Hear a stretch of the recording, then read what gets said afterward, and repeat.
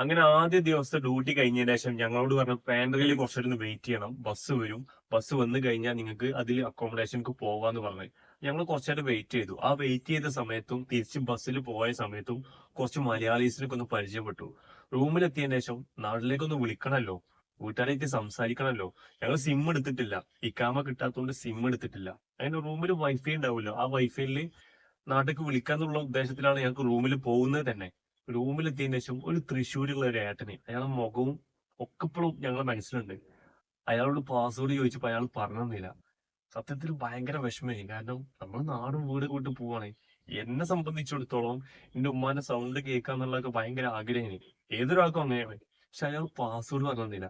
ഇന്ന് എനിക്ക് അയാളുടെ മുഖം ഞങ്ങൾ ഈ 6 പേർക്കും ഒരിക്കലും മറക്കൂല. കുറച്ചേരൊക്കെ ഒന്ന് വെയിറ്റ് ചെയ്തു, തരൂ പാസ്വേഡ് പറഞ്ഞുകൊണ്ടാന്നൊക്കെ പറഞ്ഞു. എവിടെ പറഞ്ഞിരുന്നില്ല. പിന്നെ ഫാമിലിന്റെയും ഫ്രണ്ട്സിന്റെ ഒക്കെ ഫോട്ടോസ് ഒക്കെ നോക്കി ഇങ്ങനെ നിന്നു.